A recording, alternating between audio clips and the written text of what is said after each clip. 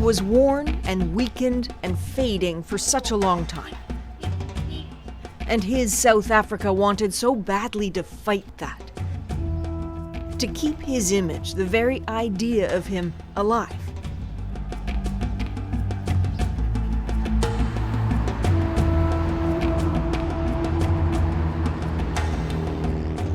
A country utterly unashamed of capitalizing on its Nelson Mandela.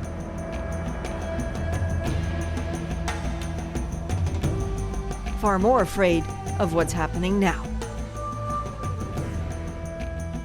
To not only lose the man, but to be forced to look around at the country he left behind and somehow feel the weight of expectations unmet.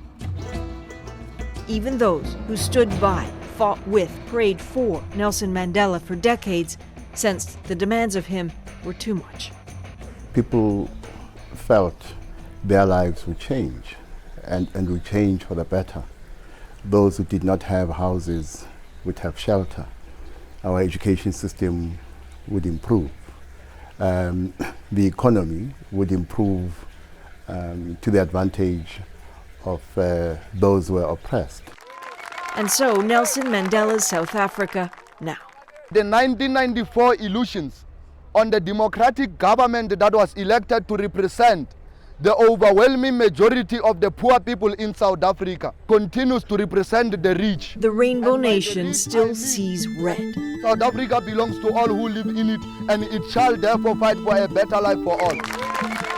Its label, protest capital of the world, is harder.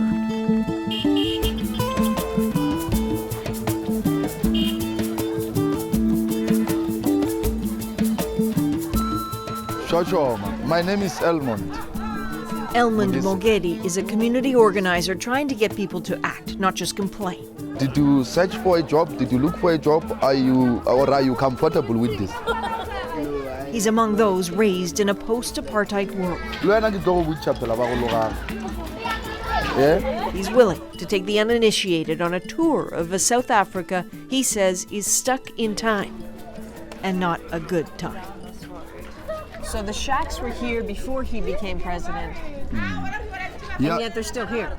Yeah, no, the shacks were here before Mandela, actually when Mandela was still in Robben Island. He maintains it's the poorest areas, like this Pretoria township, where people fought the hardest for Mandela's release, and yet life for them doesn't seem much better. I know it's a tough thing to say, especially now, but are you disappointed in Mandela's legacy? Yeah, look, I'm highly disappointed in Mandela's legacy, his leadership as well, because what was created in 1994 was an illusion for the poor, that, hope that things will get better. 45% unemployment, 45%. Hard to see hope in that. It wasn't supposed to be like this. This is a young democracy with a young population, and in Mandela's beautiful dreams, the young by now would have had equal opportunities in this country. But the so-called Mandela generation is far from equal, far from satisfied, and far from ready to keep quiet about what Nelson Mandela could not do.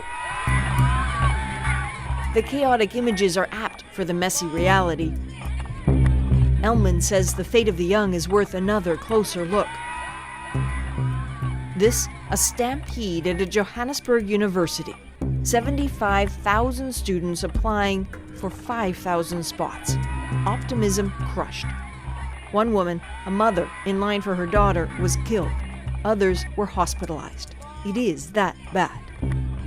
Is it true that kids from neighborhoods like this have killed themselves because they realize they may have been able to get the marks, but there is no space for them in school? Not only these areas, in the rural areas, many young kids, hanged themselves when they realized they could not pass matric.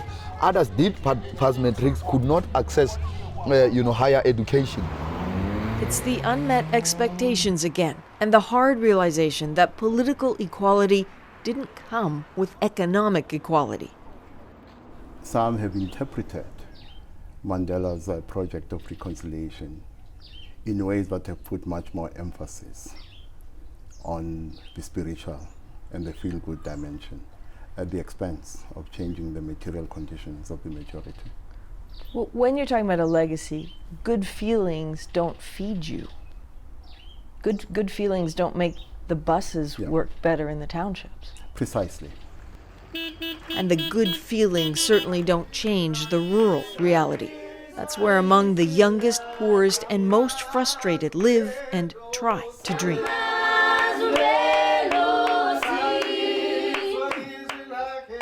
Chane.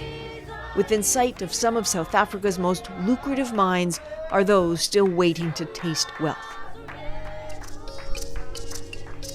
This is the Motene home. This is where patience lives. A tin shack built in the optimistic 1994. Only supposed to be a temporary measure. Still, shelter for Pauline and her husband Martin. The adjacent brick house they've given to their kids. Everything now is for the kids. You're still here. Well, why would you not sleep there? Oh, my children are better than we are, man. You see, children are very precious. You can't just leave them in that tin house and we go in that proper house. I don't think it's fair. Are you happy with what Mandela was able to do?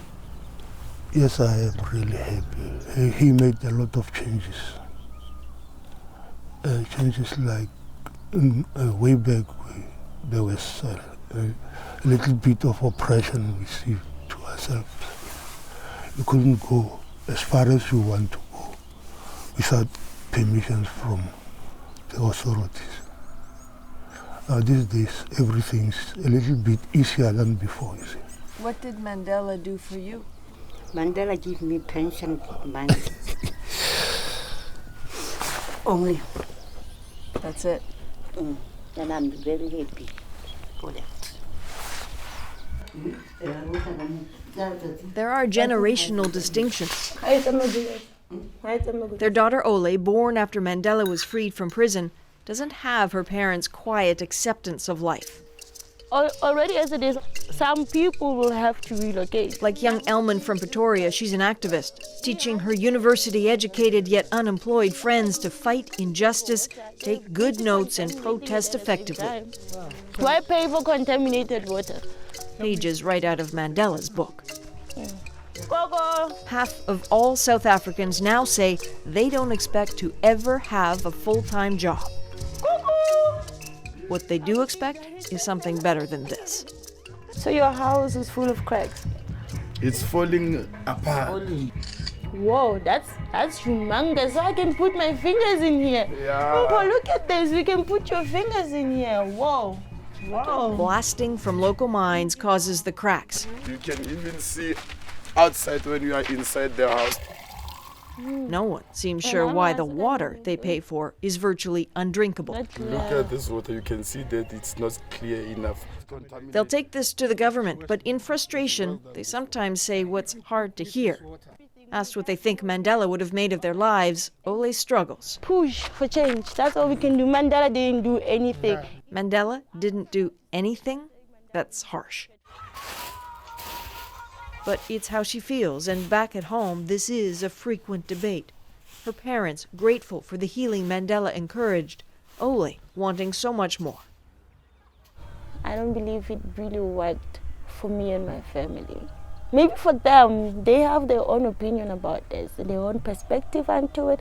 Personally, I don't see it. If his magic really worked for us, we wouldn't be stuck in this cheap bricks, RDPs. We wouldn't be drinking contaminated waters. We wouldn't be facing cracked houses. Basically, the situation at hand today wouldn't exist. Creating change is as hard as what's happening in the corner of her family's lot. So this is your dream bedroom and your dream house. Yeah. Brick by brick, her parents building a house to call their own. At it for years, helped by no one. Do you imagine when it will be done? I think by next year, this bedrooms will be done. Until then, they'll stay in the shack and are fine with that. Ole is not. He'd rather see me have a better life. You know what I mean? Well, your dad actually said, when I asked him why he wasn't here, he said it's because his daughters are better than he is. That's actually kind of sad. Be better than he is? In what way? He didn't explain. He's just a parent. Just have better options that he had. That's right. He's right. He given up so much for us. He literally quit his job and came back and started building houses for people. Whereas we didn't have a house, we lived in a shack. Can we cut this whole thing? Yeah. Yes, the interview can stop as she wants. South Africa's conversation cannot and will not, because Nelson Mandela's nation is as unfinished as that new house. His gift was to start the change, and their burden is to complete it without his gentle guiding hand. Adrienne Arsenault, CBC News, Chaneng, South Africa.